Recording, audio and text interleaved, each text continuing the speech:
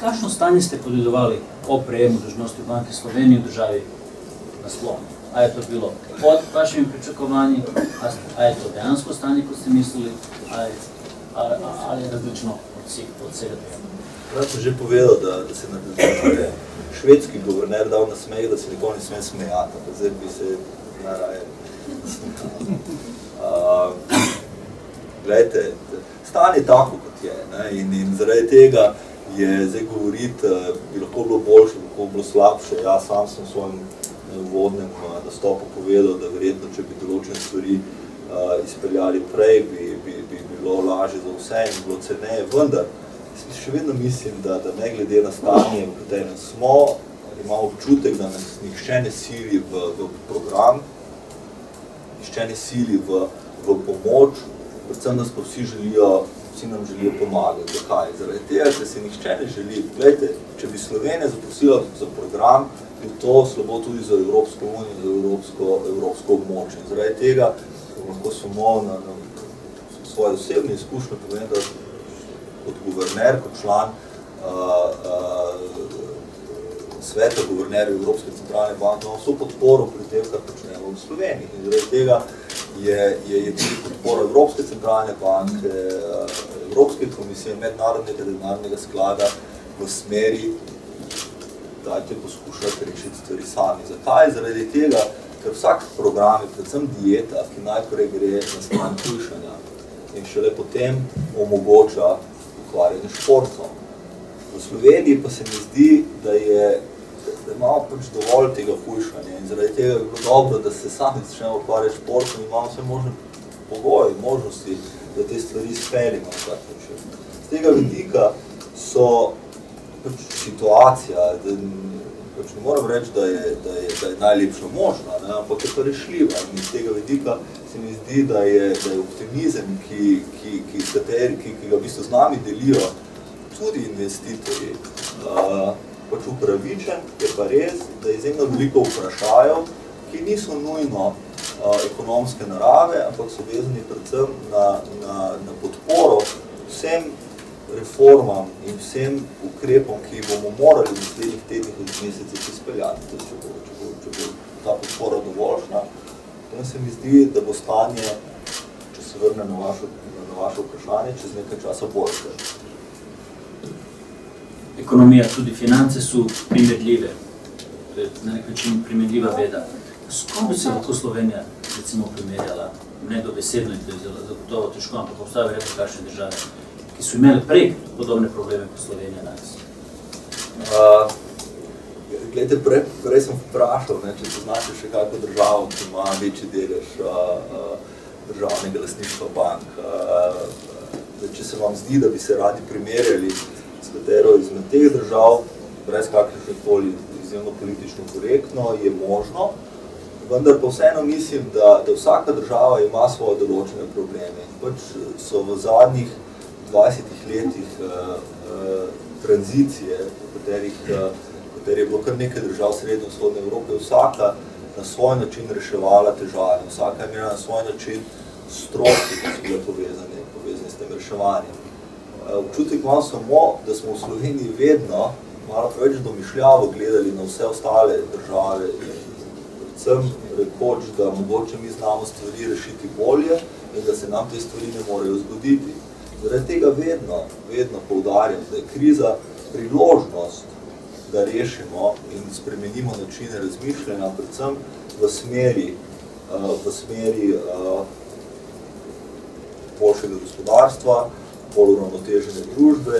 In še ena stvar je, država načeloma ne more bankrotirati na način, da bi predsednik republike vsem nam razdelil potne liste in rekel, gledajte, smo poskušali, pa ne gremo najti si drugo državo. To bi dobro.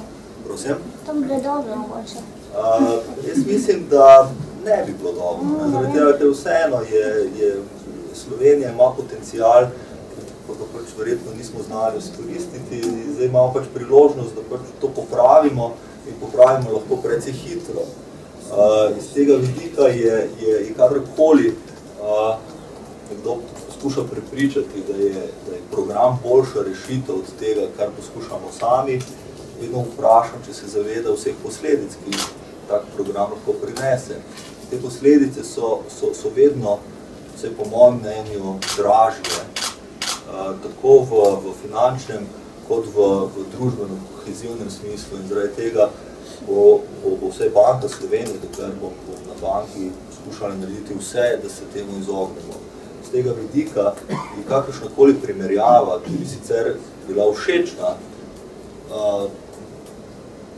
neprimerna in bi raje verjel, da je kakorkoli Slovenija primer, ki je samo naš in da ga bomo pač z našim učinstvom poskušali rešiti. Hvala, Elena Pečevič. Zamisli.si.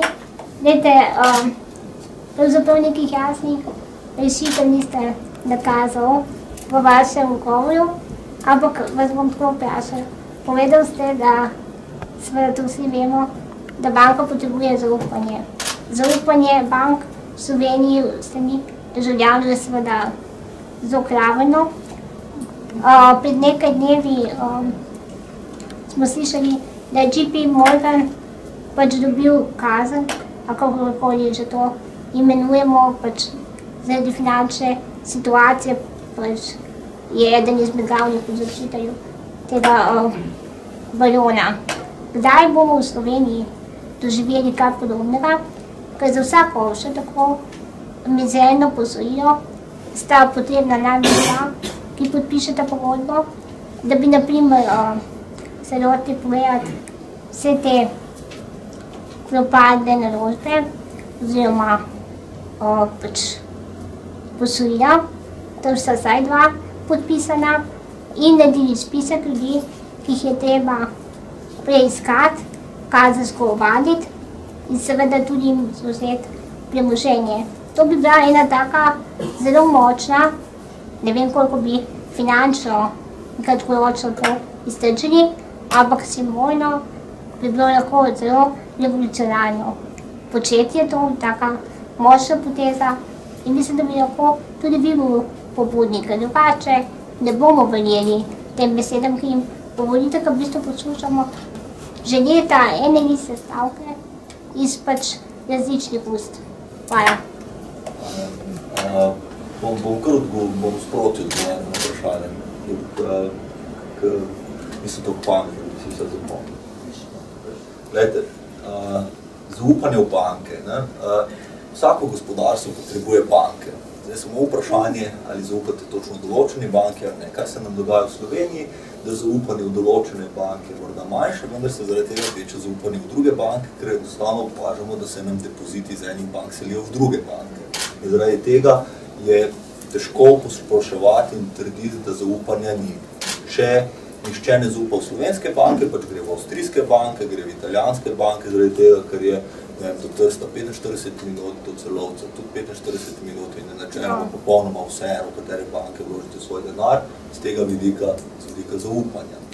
Strinjam se z vami, da je za vsak posel, da sta potrebna dva, nekdo, ki podpiše posojilno pogodbo in nekdo, ki pač ta denar sprejme. Vendar je treba biti pazljiv, da naprimer pri nakupu stanovanja, ki ga pač kupujete 20 let, v trenutku, ko ste kupili stanovanje, ste imeli dobro zaposlitev, ste lahko financirali odplačevanje kredita, potem pa v določenem trenutku tega pač izgubite službo, se zamenja, ne vem, želite na drugo delovno mesto, pač enostavno ne morete več odplačevati kredita. Kaj se zgodi? Pač banka vam lahko na eni strani zaseže nepremičnino, lahko odpiše ta dolg in zdaj, če to pač povečamo na gospodarstvo, kjer so izjemno tvegani primeri investicij, ki jih bankirji morajo presojati na različne načine in če se v 10 letih spremenijo gospodarske okoliščine, ki v bistvu enostavno privedejo do tega, da nekateri ne morejo vrniti kredita, ne morejo vsakega kredita imati kot kriminalno dejanje. Poleg tega bi mene zanimalo popolnoma enako, ali lahko kdorkoli tožilstvo, na primer, preganja bankirja, ki je odobril kredit, ki se ne more vrniti.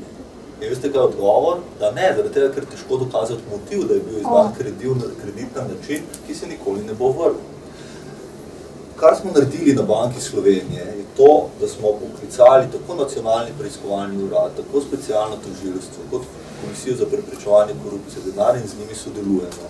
Dali smo jim na voljo vse naše inšpektorje na način, da pomagajo pri razčiščevanju vsega tistega, kar lahko oddaleč diši po kaznivem dejanju. In zdaj skupaj skušamo najti način, ki bo predvsem specializirani enoti nacionalno preiskovalnega urada, posebnim skupini tožilcev in Komisije za preprečevanje korupcije denarja omogočil, da bo ta kazniva dejanja preganjal. Banka Slovenije ne more preganjati kaznivih dejanj, zaradi tega, ker ni organ preganja kaznivih dejanj. Poleg tega smo se zdaj dogovorili s Svetovno banko, da bo organizirala, da nam bo pomagala pri izobraževanju tožilcev in nacionalnega preiskovalnega urada z vidika predvsem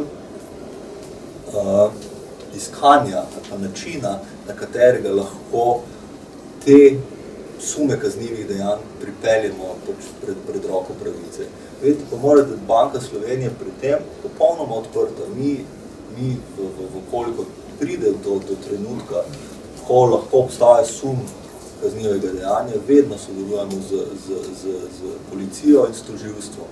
Zdaj, zakaj pa se določene stvari ne pripeljejo do konca, pa je vprašanje, ki se izjemno pomembno in se strinjam z vami, da bi bil demonstracijski učinek tega verjetno velik v slovenski družbi, vendar pa nekateri postopki tečejo in upam, da predvsem v zvezi z tema dvema bankami, ki smo jih dali v postopek kontrolirane likvidacije, da bodo pač vse pokazali ali pa pripeljali do nekih določenih zaključkov, ki bodo verjetno zadovoljili na eni strani tako roke pravice in pa predvsem tistega, kar pričakuje javnost. Vendar morate vedeti, da včasih je izjemno težko zadovoljiti javnost, predvsem v kriznih razmerah, kot smo danes v Sloveniji, zaradi tega, ker nam na vsako stvar, ki jo sproducira ulica, pa vseeno ne moremo reagirati. Ne javnosti. Levici, ne javnosti. Ja, poglejte, ampak ni vse, kar je v skladu z interesi javnosti nujno v nasprotju z kazensko-pravnimi okviri, ki jih pač imamo v Sloveniji. Glejte, določene stvari, določeni zakoni, določeni postopki, ki obstajajo v drugih državah, v Sloveniji pač enostavno nimamo. Tako kot nimamo, na primer, zakona ali pa načina ali pa pravnega okvira, ki bi omogočil, na primer, stečaj posameznih podjetij, ki bi dali pravico kreditodajalcem pred lastniki. Tega enostavno nimamo. Zakaj nimamo, je pa spet drugo vprašanje. Očitno so bili interesi pri uveljavljanju te zakonodaje pač v različnih časih različnih. Zdaj, ker se nam je vse skupaj nagrmadilo v tem trenutku, poskušamo reševati, ker je možno. Je pa res, da je potrebno med temi vsemi slabimi rešitvami iskati tiste, ki nam ne porušijo tako krhkega ravnovesja. Meni ali pa centralni banki je ključno, da lahko kontroliramo procese, ki jih izvajamo. Zaradi tega, ker je najhuje, kar se nam lahko zgodi v gospodarstvu, so nekontrolirani procesi. Zaradi tega je včasih v očeh javnosti mogoče težko razumeti, zakaj izvajamo določene ukrepe. Čisto zasebno bi bil veliko bolj zadovoljen, če bi lahko kakve ukrepe izpeljali drugače. Vendar pa je slika, ki jo mora imeti Banka Slovenije kot regulator bančnega sistema, vedno malo drugačna kot slika posameznih delnih zgodb. Iz tega vidika upam, da bomo nekrat prišli do stanja v slovenskem bančnem sistemu in gospodarstvu, ko bodo določene poteze ali pa določene politike, ki se nam zdijo škodljive, oziroma celo kaznive, tudi sodno preganjene, pripeljane. Jaz bi zelo rada delila z vami ta optimizem in verjela v to, oziroma sem pravzaprav verjela pred 5 leti, da je kriza lahko priložnost za vse nas, da se bomo spremenili, da bomo začeli bolj resno delati, da bomo skratka našo naravo nekako globalizirali, recimo.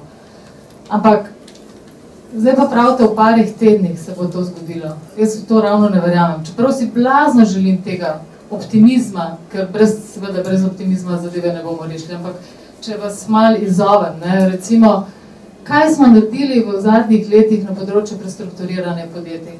Namesto, da bi prisilili podjetja v iskanje rešitev, Andrej, ne vem, če se bo strinjal z mano, v glavnem podaljšujemo kredite. To ni reševanje. Privatizacija. Brez privatizacije pravzaprav ne bo šlo. Mislim, da se Slovenija brez kapitala, ki bo prišel iz tujine, ne bo mogla rešiti. Ampak lista, ki jo pripravlja vlada, na tej listi je precej podjetij, ki ne vem, če jih lahko prodamo za evro, se pravi, ne vem, če smo bili s to listo zelo resni.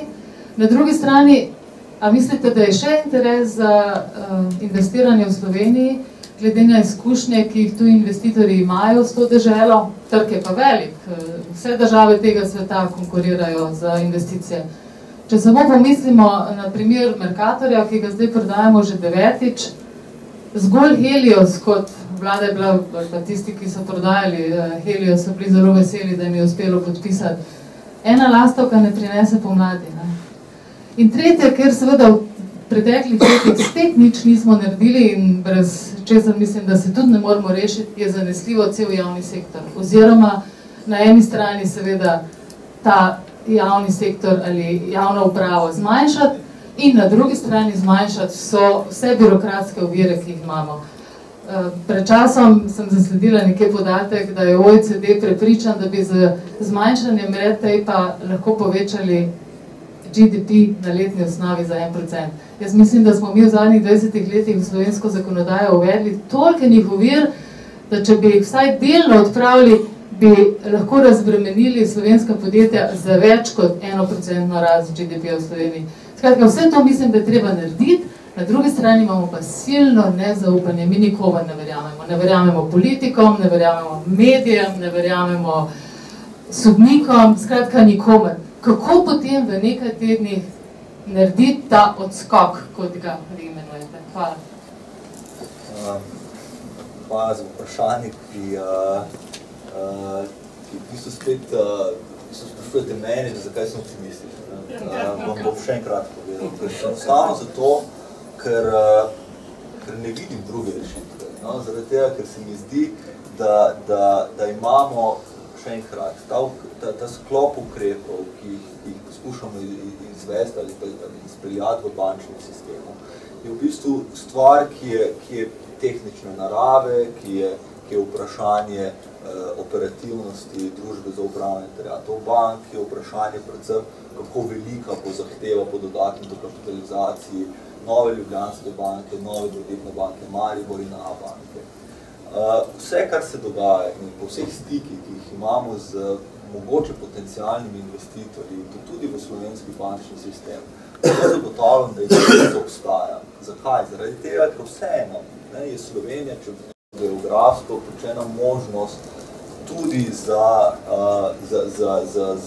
čeprav ne z vidika tržnega obsega, ampak predvsem geografsko možno, ima dober potencial, predvsem zaradi Jadranskega morja, vstopne točke preko Luke Koper in drugega tira in možnost te transportne povezave, ki jo seveda zamujamo. Zamujamo na način, da Hrvati na eni strani delajo na veliko v reki, Italijani na drugi strani v Palmanovi in tam okrog. In v bistvu iz tega vidika je seveda vsak trenutek izjemno dragocen na način, ali bomo to poskušali zapeljati.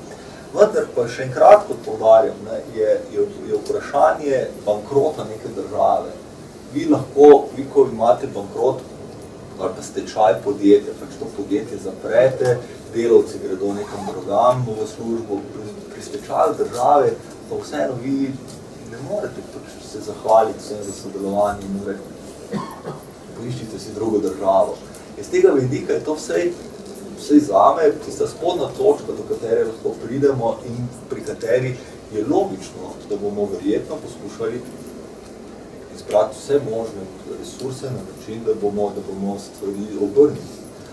Glejte, in to je tista stvar, ki je vse zame dovolj optimistična, čeprav izjemno črnogleda, pa vendar omogoča način, na katerega se stvari v zadnjih tednih, mesecih pripravljajo tako na vladi, na finančnem ministrstvu in na Banki Slovenije in iz tega vidika. Jaz vseeno mislim, da bomo v pomoči, pa ne v finančni pomoči, to je samo vprašanje tehničnosti, kdo vam da denar, ali vam dajo denar zasebni investitorji, ali vam dajo denar institucionalni investitorji v okviru Evropske komisije, Evropske unije, Evropske centralne banke ali pa mednarodnega denarnega sklada.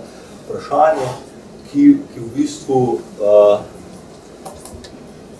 omogoča že odgovor, zato ker ni druge poti, kot da se stvari obrnejo.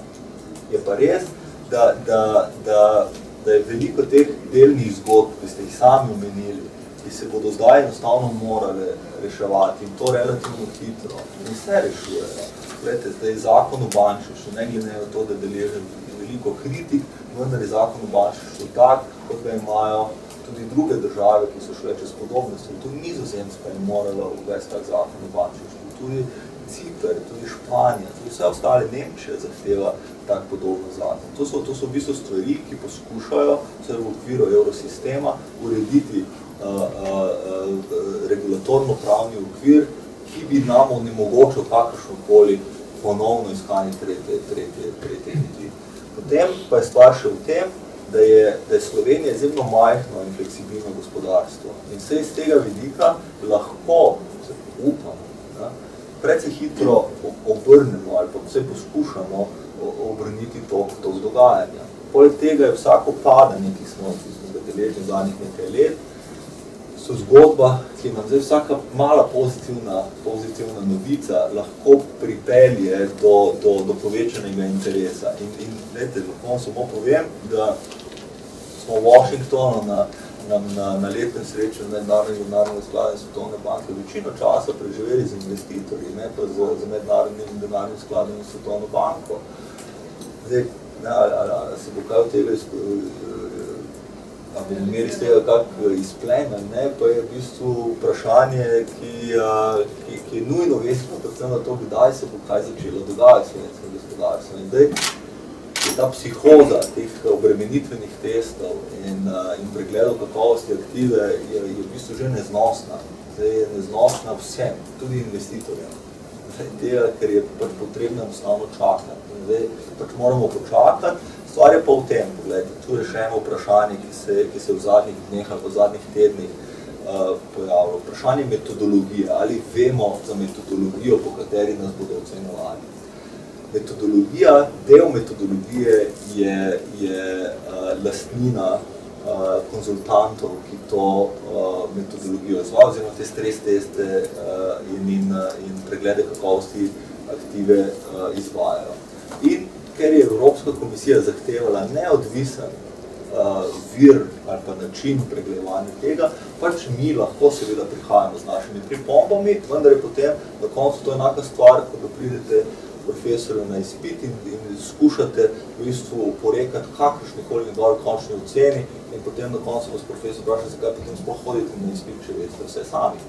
Očitno je, da smo se pripeljali v situacijo, ker nam nihče ne verjame, da znamo vse sami, zato nas pač nekdo neodvisno ocenjuje. Ocenjuje nas po kriterijih, ki so enaki za vse ostale države, vendar pa je seveda vprašanje, ki se veže na prejšnjo vprašanje nostalgije, ali je za nas, kar je nam vredno, mogoče v resnici vredno tudi v očeh teh neodvisnih ocenjevalcev.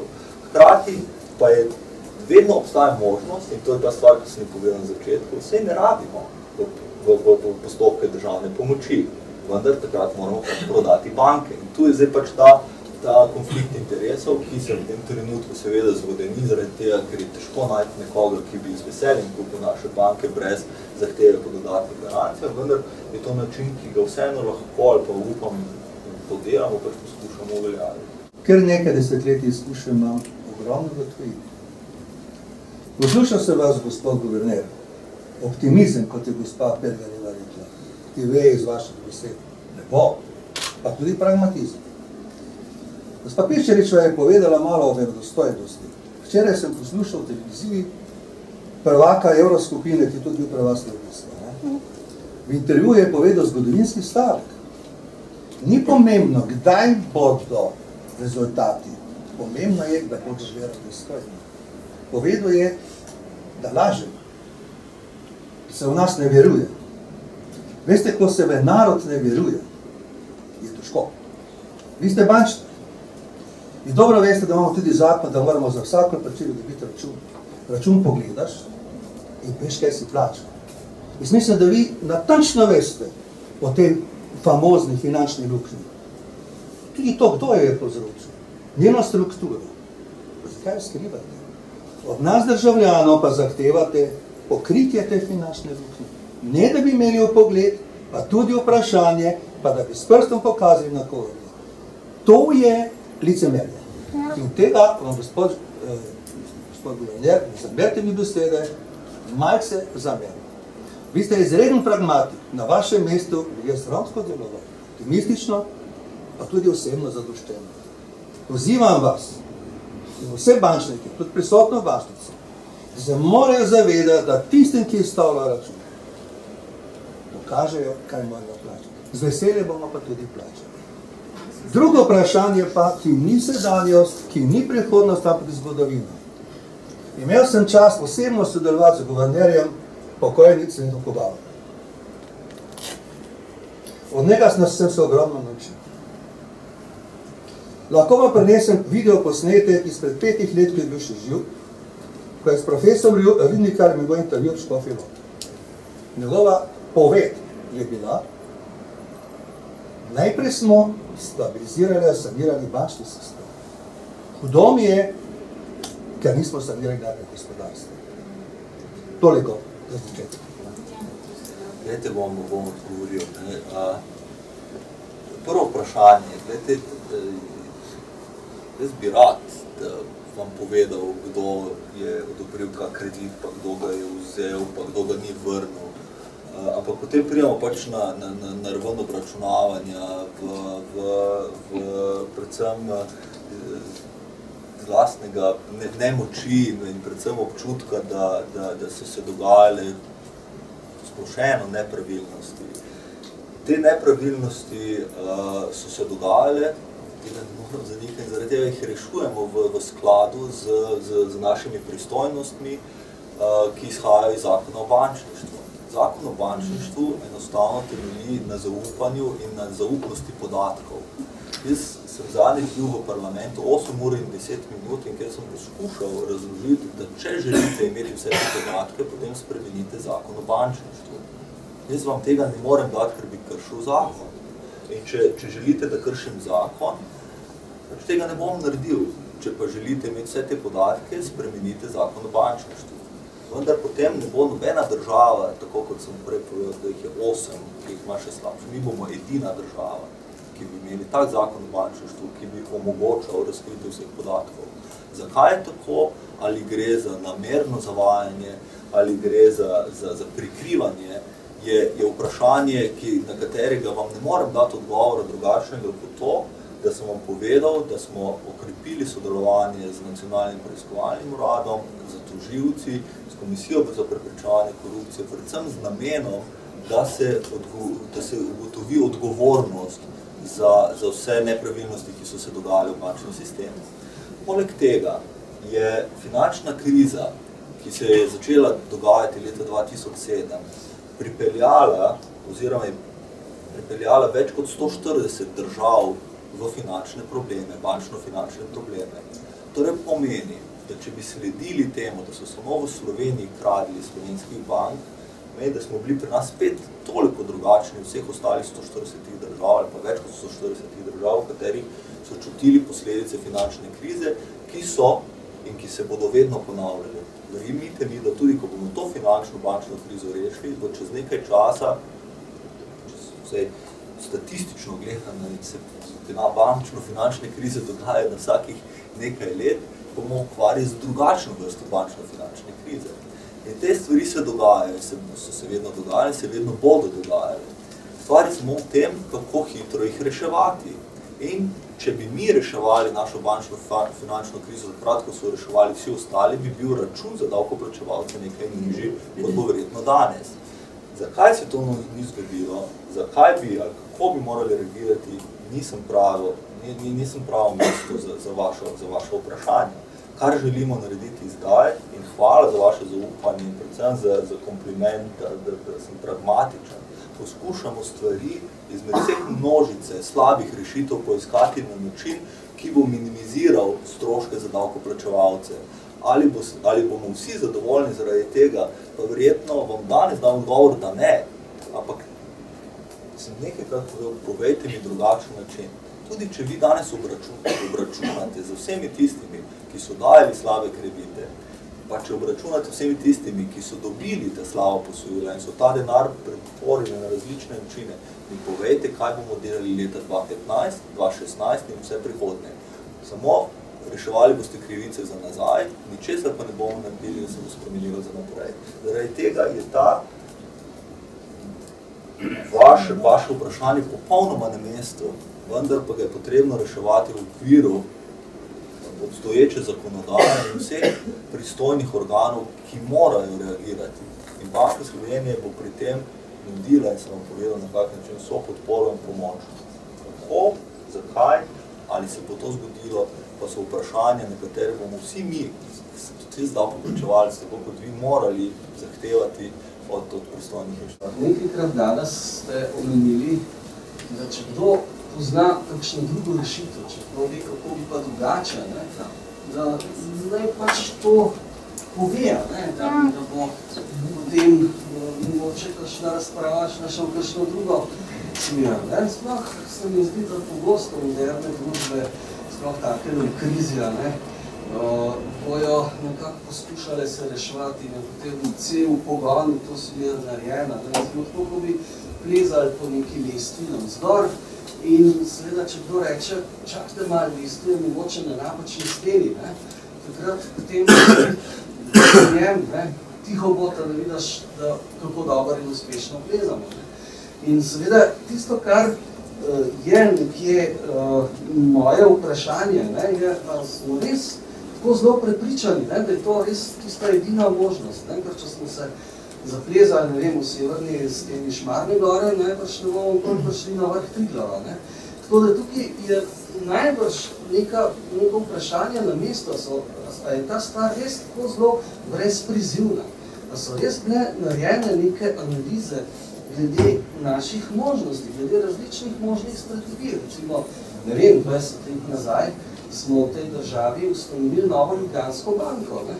Takrat, ko se nam je mogoče zgodilo celo nekaj čist podobnega. Kakšni Islandci so šli v eno zelo zanimivo operacijo in pravijo, da grejo počasi že na boljše. Tisto, kar je seveda pri tem sedanjem načinu reševanja te problematike zelo zoprno, bi rekel, zelo grdo do prebivalstva Slovenije, je to, da preprosto in neusmiljeno prenašamo celoten ta dolg na ljudi, na državljane Republike Slovenije.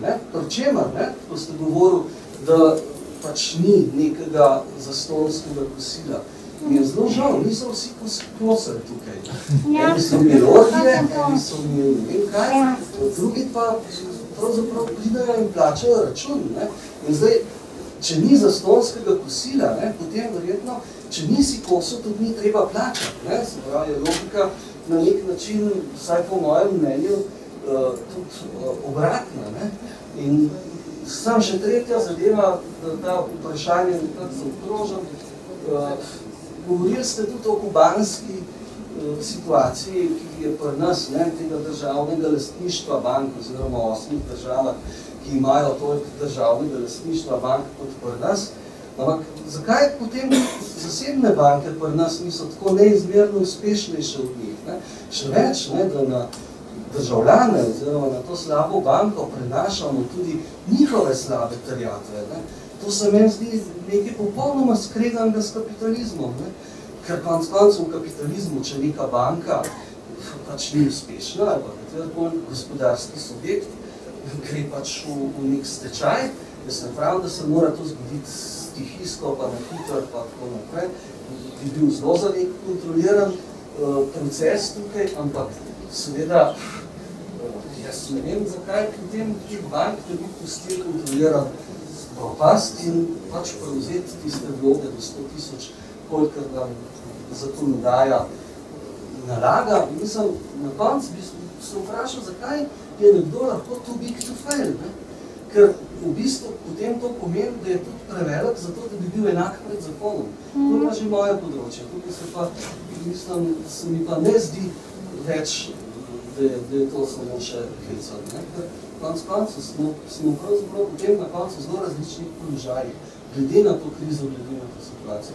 Zato se mi zdi, da je najbrž predpogoj, da razčistimo v tej državi, preden bomo sploh lahko na koncu verjetno prišli na tisto osnovno listu in državljanom pač ti dolgove naložili. Če mi ne bomo imeli ene kredibilnosti, ene verodostojnosti v tem procesu, če bomo samo nekoga spravili v nekaj, ne, jaz sem prepričan, da to v Sloveniji dolgoročno ne bo uspelo in nam dolgoročno ne bo rad razstavili. Hvala za vaše razmišljanja. Jaz sem pričakoval, da boste povedali kakšno drugo rešitev. Jaz sem vprašal, če obstaja še kakšna druga rešitev. Jaz se ne vidim. Ne vidim enostavno. V Islandiji so recimo... Ja, Islandija, pogledajte, omenili ste dva primera, Slovenijo pred 20 leti pa Islandijo. Zdaj, nam se je zgodilo to, da smo vmes stopili v Evropsko unijo in prevzeli evro in zdaj pač smo del evroobmočja in Evropske unije in so pravila za vse države v Evropski uniji in v evroobmočju enaka. Če obstaja kakšna druga rešitev, Islandija je imela druga rešitev zaradi tega, ker niso del evroskupine, zaradi tega, ker so šli prej v reševanje krize, tudi Nemčija, tudi Nizozemska, tudi Francija, tudi Avstrija, vse države imajo koncept slabe banke, vendar so s tem začele v letih 2008-2009, ko vsa ta pravila še niso bila do konca dorečena. Zadnja sprememba pravil in predvsem 6. so se nam zgodili 1. augusta 2013, torej pred 2-3 meseci. Če bi med leti 2008 in 2010 je Evropska unija in Evropska centralna banka dala neomejeno jamstvo za vse depozite in takrat so večine držav šle v sanacijo bančnega sistema. In to, kar ste povedali na koncu, je ključno. Pri nas se še vedno ukvarjamo z razčiščevanjem načinov, kako bi reševali, medtem ko so na primer Američani, se vrnem na vaše vprašanje, so najprej stvari rešili, danes 5 let po koncu krize pa so obtožili banke in jih oglobili za vse skupaj. Pri nas pa se še vedno ukvarjamo s tem, kdo, zakaj, na kak način, namesto da bi rešili, zaustavili propadanje gospodarstva in v dobrih časih poskušali reševati krivice za nazaj. Zdaj pa, pri nas v Sloveniji se pa zgodilo to, da v izjemno slabih gospodarskih razmerah še vedno iščemo in lovimo krivce za vse, kar se je zgodilo in ne trdim, da tega ne smemo narediti, vendar bi bilo veliko bolj smiselno vso energijo in napore usmeriti, da najprej zaustavimo padanje gospodarske rasti, oživimo gospodarsko rast, vse te krivice, ki so se zgodile in ki ene bolijo bolj kot druge, vprašanje vašega zastonjskega kosila, reševati takrat, ko imamo za to možnosti. Danes, če mene vprašate, je ključno predvsem, kaj se bo dogajalo z gospodarsko rastjo, oživitvijo gospodarske rasti. Zakaj? Zaradi tega, ker na ta način moramo zagotoviti pogoje, da bomo lahko potem razčiščevali vse krivice. Tretja stvar, ki ste omenili, je pa to, da je očitno pri nas zastonjsko kosilo, kakorkoli, gledano preozko, gledamo samo na tiste, ki so dobili kredite, posojila pri bankah za svoje projekte. Nihče se pa ne vpraša, ali ni morda tudi velik javni sektor del zastonjskega kosila, ali ni morda čisto vsi, od prvega do zadnjega, živimo preko zmožnosti, ki jih nudi naše gospodarstvo.